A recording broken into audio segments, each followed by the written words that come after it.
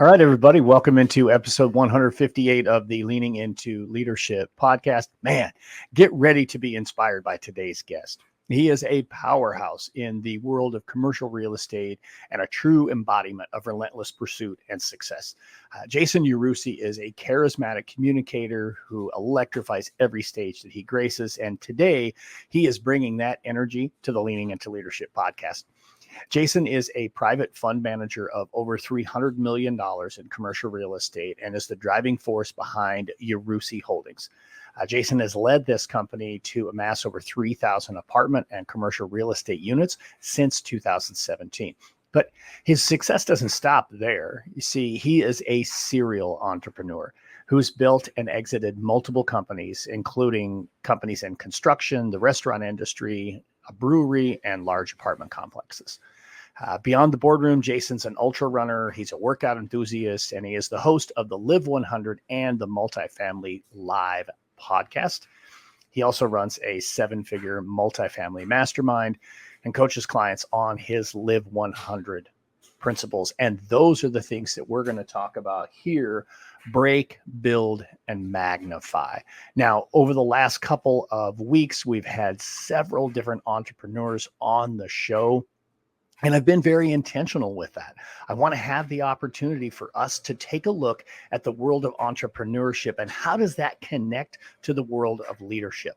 So much of it is really tied up in what Jason talks about today, with breaking things down, with building things up, and magnifying the things that we do extremely well. Folks, this is a great episode. I know you're going to love it. You're going to get the whole thing right after this. So on today's episode, folks, we're going to get into one of my favorite topics, and that is that fine line between what we can control and what we can't. So often as leaders, we get lost in focusing on things that we just have no control over. And the reality is we need to just lean into the stuff that we really can. And that's going to be a big part of what we talk about today on the show. Before we get to that, though, let me welcome in my guest today, Jason Yarusi. Jason, thank you so much for joining me here on the show. Hey, I'm excited to be here. Absolutely, man. Looking forward to it. So let's do this really quick, just for my listeners who don't know who you are. Let's maybe rewind a little bit, give us a little bit of orientation into who Jason is and what it is that you're focused on, what it is that you do.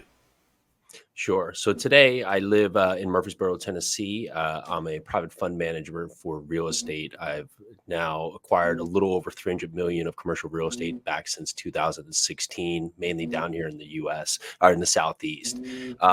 Before that, it was a very non-linear path to get to where I stand today. Left college back in 2001. Left college with a degree in finance. And, I had come to college a bit lost during my formative years throughout high school and even middle school. I had this series of losses of just close friends. And at one time, my girlfriend even being killed in a car accident. So I went to college just really lost, just really not connected with just myself. And I was still a very shy, not really confident in what I was doing. And I felt like lost. I felt like anything that I had close to me could just be taken away.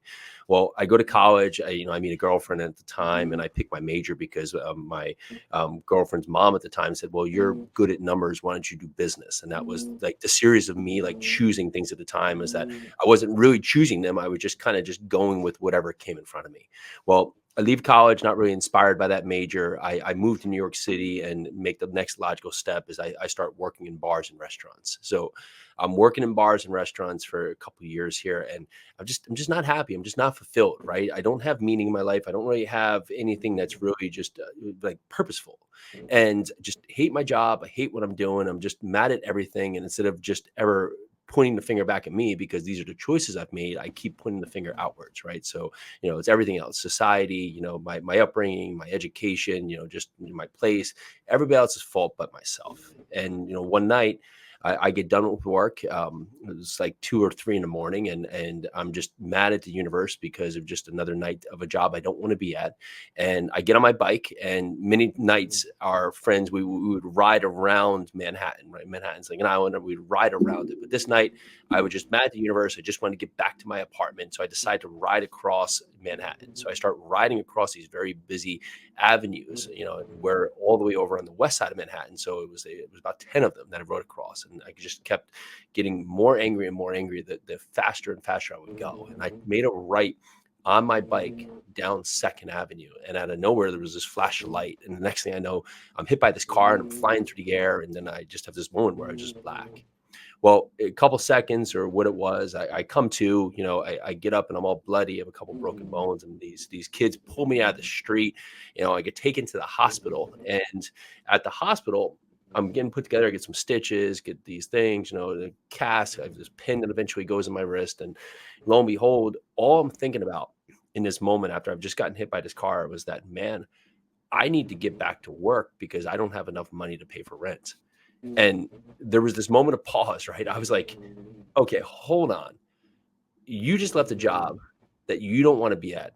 You keep saying how much you're miserable, right? At this job. Now you just hit by a car, and all you can think about is now you have to get back to this job that you hate. Well, something has to give here, because either you're going to continue to do chaotic things and get chaotic results, and you have to accept that and stop blaming other people, or you need to really just take the emphasis to point the finger back at yourself and say, listen, it's time to get it together. Now, I'm not going to come and say like, okay, this was this like magical epiphany, and the next day I was like magically transformed, and I was up at 3 in the morning doing all these crazy things. But slowly, surely, I started to do things that were more positive than negative. I had a bunch of negatives I was doing, right? And so I started eliminating a couple of the negatives at a time. Lo and behold, start getting up early, stop drinking after work at night, start getting on a routine in the morning. And lo and behold, things started to get more positive, right? It wasn't magical transformation, but lo and behold, things started to work in my way. Went from there and started building some momentum, and I left the bar job to basically open up a bar myself. And I opened up a bar, opened up a restaurant, opened and sold a brewery. And then in 2010, Hurricane Sandy happened on the East Coast. It was a big hurricane, decimated hundreds of thousands of homes. And I moved to New Jersey with my girlfriend at the time, now my wife, and my brother, who were working for me at my businesses. Well, we moved to help Dad with the family business, and we were able to help him do something that he had struggled at for a number of years. We took his business from about 12 jobs a year of a very unique business that did flood zone projects to over 250 projects at a time. So just massively able to scale his business. But along this whole route, my girlfriend is now pregnant. We're pregnant, getting married with first child, and we just wanted to find a way to get back control of our time. I started to get back control of my life, but I was doing all these things that was transactional, and my day was just out of control, right? It was just like if we had 25 hours in the day, I would use them because we were just so busy going.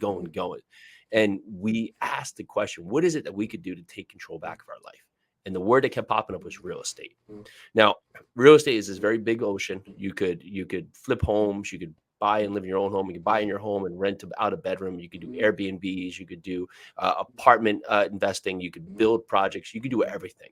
What we came upon is that we started to flip homes, and it seemed like the logical step until we realized that all the busyness we were doing in our average day now was double, because now we were running all these projects at the same time. So we continue to ask the question, what is it that we need to do to get back control?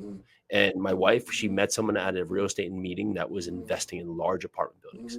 And that was that light bulb moment, because I understood how you could put together a team and help empower the team to be able to accomplish the mission of the project. But on these small projects, you couldn't really have the bandwidth to put together such a team to really take you out of the mix. The large projects, it gives you all these abilities to build in the economies of scale.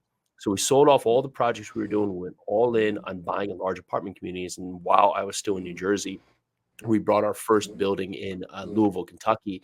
That was a 94 unit apartment building. So 94 apartments in that. And that was that first evolution of us buying a project. We've now done a little over 30 of them to date, a couple thousand units we've now accomplished to buy. But it all started with just that transformation of asking what next and what can we do to get to really the level of life that we want to live. It's really powerful stuff. It's quite a journey. And, I think about the audience that's listening in right now, and maybe nobody is thinking, hey, I'm going to run out and buy an apartment complex. But I think the big takeaway should be, there is a point when if we're not, we need to take control of our life. We need to be willing to look at how we are spending our time. And this was a big piece for me a couple of years ago. I mean, it's certainly, my transformation was leaving public education and now, supporting school leadership teams all over the country, all over North America, actually, at this point in time. And that was for me I need to take back control of my life too. And I like how you talked about that it can become so transactional, this in exchange for our time. Talk a little bit more about that, because I think that's a piece I don't want to gloss over it. I think it's a piece that we really do need to go deep. Well, it's said all the time, right? We can't get back time, right? It's just going to constantly evolve on us. And many times we're trading our time for something that's not really fulfilling for us. And many of our days wash over, right? If you got to the end of the day and you said, okay, was this a repeat day or is this the day I want to forget? Many times, most of us would get to the end of the day and say, like, this is a forget day. And if you have too many of those, you have to ask yourself, like, what am I really doing here? Because we think the moment of time within the day is actually something that we have to do. No, we've chosen to do this, even if it's something that lines us up to be able to pay our bills and all these things. Most of us are in a position that if we didn't do this, we would figure it out, but we're not risking on ourselves. We're not betting on ourselves. And what I asked was that I was just so busy doing things that were just, the accumulation of more. But the accumulation of more, like if you do tasks and you continue to do these tasks, is it accomplishing something? What is the goal with this? Like I just do more and more tasks. At a certain point, there's only so much of me where it becomes diminishing returns. Or the other side of it is that maybe I hire more people, but then I'm just busy on top of busy. What is the purpose of this? And if I can't answer that question, or I can't answer that question in enough days, then I have to start changing the focus of where I'm going. And we got to the point is that it was fun helping dad do this business, but this was a business my dad had struggled with so many years ago. It was just a tough business, heavy construction, all the elements, all the risks, all the parts. And we were able to help him move into a perspective that he was able to go and retire. That was fantastic. But I didn't want to carry on this business because I saw how difficult it had been on him. Because for many days, when I was a kid, he would get up before I was up and he would be back after I was asleep. There was a couple of years that I could truly say I don't even recall seeing him much because he was just constantly always out there working. The jobs are so intense and you couldn't just leave it. And to say like what was the change I wanted to make is that I wanted to be able to be around and be present for my kids and be able to choose. Like today, if I wanted to choose, I could go to an event if they had an event, or I could go to their camps, or I could go because we've now set that life. Now, it didn't happen overnight, but we made the change, and the small portions of just a little bit each day built into this massive momentum by able to do that. But what it did is that it now gave us guidance of a life we want to live. And we're constantly learning, like what could be a better life to live? And that's a question that we should all ask. Because if you're leading people and you're not fulfilled in your job, you're not fulfilled in your life, well, how are you going to successfully lead people? So you have to say within yourself as a leader, what is fulfilling about what you're doing in this role? And maybe sometimes you have to turn it around. If you go in there like a hammer all the time, maybe you have to go in there and just change your perspective. You can be at odds with people and just go in there tomorrow and just drop it and to see if that could be more potential. Sometimes we come into these meetings with such, we come to a leadership position that we have to push everybody across the line. But your goal as a leader is to really empower people forward, right? You're there to make people better. You're there to make people be able to lead them old selves. Because if I'm going there tasking everybody to death, right? Because in many points, like I was a tasker. Well, then how is that helping people? One, they don't feel empowered to go out there and make decisions. Two, they're always going to feel limited because they're going to feel like they can't take another step because maybe they'll get in trouble or they just don't know really what the goal is. So from a leadership perspective, in terms of just taking myself back to it, I try to empower the team with the goal. And here's the first step I want to take, but here's the goal. And if we can come up with a better path there, I'm all for it. I don't want to not tell them the goal and just say, hey, let's do this step. When you get to the end of that step, come back to me, because then ultimately I'm just strapping them to a point where they can't go out there and help the business grow. Yeah, I love that so much. I think that's just so spot on. I love how you pulled that right into the leadership piece because I do think as leaders, quite frequently, we will get ourselves so caught up in what the outcome needs to be that we're not thinking about steps along the way, that we're not leaning into and supporting the people that we really should be relying upon for all of whatever it is that needs to get accomplished. We were talking just before we hit the record button about kind of that concept of project management, and you kind of alluded to it. So I want to maybe go in that direction. And I actually kind of opened the show with it. We were talking about being able to just focus on what you can control and let go of what you can't. I think what you just talked about there, and I know certainly for me this was true, and I've seen this in so many other leaders, that we get so caught up in every little detail, or we get so caught up in how maybe we have done something that we're not willing to let others take it and run and just do things themselves.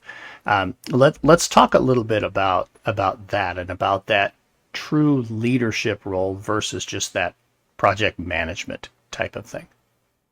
When you talk about outcomes, what usually gets lost in goals and outcomes, especially from a leadership perspective, is that we get focused, like we want to hit these goals this quarter, right? But many times we're so focused on those goals that we forget that like that's just a mile marker upon your journey and upon your business. And we go setting those goals and then they just reset, right? And so if the message is not clear to the employees or to the team, right, of where we're going as part of a leader, is that they're constantly just feeling like they're churning and burning because all the time there's just a new series of goals to hit. But if the goals have a bigger underlying mission, right, to help a team, to help a community, to help the business, right, to help this, that they all can serve together, it becomes easier for them to operate within the goals, right? From a leader perspective, we constantly think that we have to control all the things we're doing, but really we can't control how they show up. We can help them, give them guidance, right? And we can culture them, right? And put them into a part where we can help them understand, like, okay, listen, you made that decision here, right? What would be two other decisions we could potentially have made at that position? And they will come back potentially with some ideas that maybe open up their mind, right, to what else they could have done. When in the moment they made that decision because they felt stressed and they felt like they had to make a decision to get to this goal, right? But if we give them the ability to think outside the box, usually they'll come to the answer without us going, hey, you should have made this decision. Because many times when we do that, right, then they're not thinking open-minded. So the second time it comes up to that next decision, they may make the decision we told them to on the last one and now made the wrong decision there because they don't think open-minded to it. Like, what would be the three potential candidates for the answer here? And what I found from a leader perspective is that, I can show up and control what I give, and I can also control what's given to me, right? Like, I'm sorry, I can also control how I react to what's given to me. But many times we react poorly to what's given to us, but that showcases to the rest of the team, right, in their own side, how they should show up. So when you think of yourself as a leader, your idea as a leader is truly to help your team be the best people within their own selves. And my team, I've had people here who have come and have gone on to do other things, but that's been the whole point. Like, I don't want people to stay here when they can go out there, because many times they'll come and they'll start working with us so they can learn how to buy apartment communities. But they become valuable team members. We help them grow. But at a certain point, if their goal here was to come work with us so they can now go to buy an apartment community, right? Or to go out there to really seek the goals, which we're doing today. If I basically sheltered them and said, listen, like, you shouldn't leave, you shouldn't do this, I'm going to part. Well, then now I'm taking away as a leader, right, what I was supposed to be leading them to do. I'm leading them. They help me along the path to where they're going. And now it's time for them to move on. Well, fantastic. That's great. That's the journey, right? They're going to the next stage of their journey. Because if they stayed with me, right, because I'm keeping to a spot where I'm not empowering them forward, right, then ideally they're not going to be serving either way. They're here, they're doing a good job, but really they're meant to do more. So as a leader, am I putting them in the best position if I'm not allowing them to expand their wings? And the answer is no. Man, two huge takeaways right there. Two absolute leadership gold nuggets. First and foremost, and I'll work in reverse order. Our job as leaders is to grow more leaders. Our job as leaders is to help people go to the next level. It isn't just about outcomes for us. It's about helping them get to the next level. I love that so very much. And the second one, again, working in reverse order, one of the most powerful strategies that a leader can use is not to tell someone what to do, but to ask what might they do. For me, I tell you what, just listening to you talk about that, Jason, it took me back to that moment in time, or kind of that transition for me from early career leader who struggled with that, who thought they just had to have answers and, solve everybody's problems, to the person who really fell in love with helping to grow the leaders around him and having them come to me with questions. And honestly, it got to a point where they almost kind of poked fun at me because I typically would answer their questions with questions. What might you do here? What do you think you want to do? What ideas do you have? As opposed to us just simply telling them what to do. I think that's just, again, two big, huge leadership gold nuggets right there. Go a little bit further with that piece, with just that leadership gold nugget of asking good questions of others to empower them. I would say it's hard to do that because we're constantly in a rush as leaders to push forward. So the easiest thing for us to do is to give you the answer. But in the overall longevity of you as a leader and that person's development, it actually makes it longer because every single time you have to give them the answer again. But if you take the time to basically unpack the questions and the answers of what's possible, you've now empowered them forward. So it's a multiple, right? Like the first time they're a 1x, right? And if you just give them the answer, maybe the next time they're a 1x, right? But if you go the first time, you take the time to explore the opportunities and what's available to them and what the potential answers could be. Well, now you might just have a 10x employee because the next time they come back with ideas that are even better, right? Our company has been built on us surrounding ourselves with great people. And this could be easy, like, oh, it's Yarusi Holdings. Yes, but it's Yarusi Holdings that's grown from, buying houses to buying huge apartment communities today because we've surrounded ourselves with just empowering people.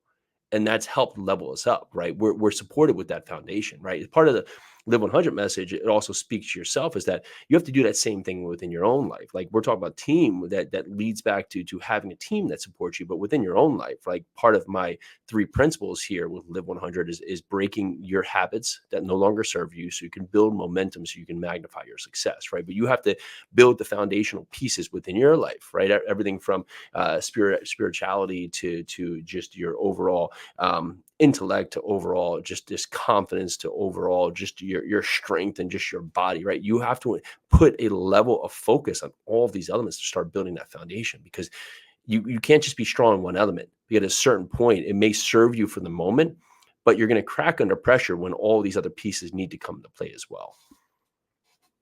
It's just so good. I love that. I love that. Oh, and you went right into where I wanted to go next, which is Live 100. And I know you've got the Live 100 podcast, and certainly you said those are you have those 3 foundational elements: break, build, and magnify. Let's maybe go a little bit further there. Maybe talk a little bit about kind of the foundation of the podcast, but then also those 3 elements, because I think people probably want to hear a little bit more. I just started thinking back into just how I started to make positive change. Because I would get asked the questions. I get asked the questions on mindset, on discipline, and I just started looking at what I did, and it was non-linear, but in the same part, it's basically something that everyone needs to do to continue to evolve. And so part of Live 100, there's 3 foundational blocks, but then there's of each block, there's 3 principles. So the first one, breaking your habits, right? Well, to do that, you have to really just be self-aware of how you're showing up, right? Because that's the hardest thing is many times, like, I have a friend, he says something so well. He says, most of the times we're stuck in a jar and we can't see the label, right? We can't see how we're actually showing up, right? We can't see how we're reacting in times of stress. We can't see how we're really showing up each and every day. And for us to look at ourselves in this critical manner, to say, this is how I'm showing up, right? It allows us to own it, right? Because it's not something that we're going to say we're going to accept it, but we're going to own it, because as soon as we own it, we can start to make change. And when you own where you are, that's the second principle. Then as the third principle, as part of the break block, you can start positioning yourself for greatness. And that's where the change comes up. You're not going to go and just get rid of habits. You don't just take bad habits off the board. You pivot your habits. You pivot your habits to something else. So you have to be self-aware of what you're doing so you can own it. So you can start pivoting those bad habits into more positive habits. And that starts positioning yourself for greatness, right? Because when you start breaking the habits, right, there starts to be an underlying building of positive habits. Now, what most wants is they want to jump to the magnify, where they just go like, oh, I haven't worked out in 3 months. I'm going to go to the gym for 4 hours tomorrow and I'm going to get results, right? No, it's the person who starts showing up for 15 minutes a day every day, right? That 15 minutes doesn't sound a lot, but that person doing 15 minutes a day every single day just multiplies tremendously. You look at if you just got 1% improvement over the course of a year, every single day you just improve by 1%. People are like, oh, that's not a lot. But if you compound, because you're compounding that, it's 3,400% of improvement over the course of a year, just by 1%. But most of us want the magnify, where I go do something today and tomorrow I get this massive results, and they get frustrated that there's been no result yet because they're not disciplined to themselves to put in the time. And that gets back to our purpose of why we're doing this, right? If I'm living out someone else's goal, right, then usually I'm going to fall off. I'm not going to keep to it because I'm living someone else's life. I'm living like, oh, I see something in social media that sounds good. But we got back, I was tired of not having time. I was tired of running crazy. I was tired of just not feeling fulfilled within my life. And I'm not saying anybody needs to get hit by a car to realize these moments, but it was a point in time that I said, okay, this is not where I want to be. So here's the choices: continue to do it and accept it, or start making change. And I gradually started making change. And the momentum, once you start the momentum, right? It's like this old truck. It's just really strong truck, but it's like it's in cold weather in the winter, right? And it's hard to get it started, right? But once you get it started and you start moving that thing, it's hard to stop it, right? I think of myself in that part. It's like once I get started and start going, it's hard to stop me. But the first step is the hardest thing for you to do. So if you're saying today, I just can't get started. Well, yes, you can. You just got to take one step. And that's the hardest thing, is that mental thought of just like, okay, go. That first step, that 1%, right? That's everything. Because that first step is harder than the next 10. But if you do that first step, the next 10 steps happen. And then from their point, okay, those next 10 steps are going to be harder than the next 100 steps. But that first step is everything. You just have to take that step, and that's going to get you the answers. Because usually I found that when I'm on the sideline of not understanding where to go next, it's not because I don't know the answer. It's I don't know what question I should be asking you. So I have to continue to keep asking questions, just so we get as a leader. You were talking about questions earlier, right? I have to ask a bunch of questions to really understand, like, how am I forming a question, right? To get the desired answer, because usually the answer is just, it's there. If I knew what question to ask, then I can easily find it. But usually when I'm on the sideline, it's like, you know what? I'm not going the right direction. It's not because I don't know the answer. It's literally, I don't know what to ask you to put myself in the path to the answer. So I have to keep asking questions until it comes up. Well, that's just so good. Oh man, you got me like fired up right now. Just so good. Folks, there's so many things that if we really do let go of those things we can't control, and we really start to focus on ourselves, just that taking that one step, just, hey, how can I get 1% better today? How can I show up for 15 minutes at the gym? I mean, it's just something simple like that. Those are the things that start to compound and start to make a big difference for you. Man, just such good stuff. Man, Jason, we could just keep going, but we've reached that point in the show where I'm going to ask you the same question I ask everybody here on the Leaning Into Leadership podcast. And man, you've shared so many great things already, but let's just go right to it. Jason, what are you doing right now to lean into leadership? I'm constantly not second guessing myself, but I'm asking myself when I lead into that next level, if I did the inverse, what would be the result, right? And that's opened up new ideas for myself, where not that I maybe will go and do the inverse of the activity, but at least gets my mind out of the mundane of doing the same task over and over and thinking it's going to get me the same result, right? So as we continue to grow to new levels, I have to continue to be a more prolific leader, right? But to do that, I have to continue to ask myself the opposite of what I'm doing, and what would that effect be? Because usually what I'm doing is not 100%, and what I'm not doing is not 100%, but somewhere in that middle, if I ask the questions, I'll get myself to 100% of the next step forward. Great stuff. Oh man, people are going to want to learn more about you. They're going to want to get in touch with you. What is the best way to check out your podcast, to get in touch with Sure. you, to learn more about Jason Yarusi?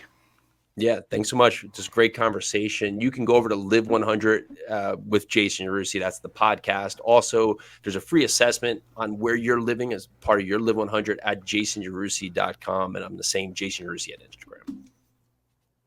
Outstanding. I will make sure, folks, and put all of that in the show notes so you can just click on the hyperlinks there, get in there and check all of that stuff out. Man, Jason, this was an awesome conversation. I really appreciate you joining me here on the podcast. Yeah, thank you for having me. All right. Once again, just big thank you to Jason Yarusi for coming on the podcast. Man, that guy just brings so much energy and so much inspiration with the work that he does. Folks, make sure you jump down into the show notes, get connected with Jason at his website, get connected with him at all of his social media pieces. They are down there in the show notes. And now it's time for a pep talk. Today, folks, I want to talk about really taking control of your time. As leaders, it's so easy for our time to get hijacked, for us to run into those time bandits, the things that steal our time. And typically, the things that steal our time are not the things that we want to be spending our time focusing on. Instead, those are those little administrative things or everybody else's crisis or whatever the case may be, right? So let me just share with you a few tips to take control of your time. All right. First and foremost, I want you to block off time for your priorities, right? Actually lean into your calendar, put time on your calendar where you are focusing on the things that you hold as a priority. If you get those on the calendar before other things can get there, the odds of you actually completing them go up significantly. Okay. Second, put time aside for email, for administrative tasks, and for office hours. Right? The times when you know you need to be in your office doing certain things. If you put those times on your calendar, you are less likely to find yourself sliding out of your priorities and into those things, especially email. It's so easy to get pulled away from what we're currently focusing on because an email pops up in the inbox. For me, if I knew I had time blocked on my calendar for email, I was much less likely to take a look at that email because I know, hey, today at 3:30, that's when I'm going to take care of those things, right? Prioritize the classroom visits. Make sure that you're setting time aside to be in those classrooms. And the same thing goes for being in the hallways, not just during passing periods, but certainly that's an important time and the before and after school. As the leader of your school, you need to be visible. People need to see your face. So make sure that you're setting the time aside to be in the classroom, to provide feedback and coaching and support, and to be out in the hallways and the common spaces so that people can see your face. They know you're there. They know that you are dialed in and making sure to lead your school. That's what I've got for you this week, folks. Thank you so much for joining me here on the Leaning Into Leadership podcast. Get out there. Have a road to awesome week.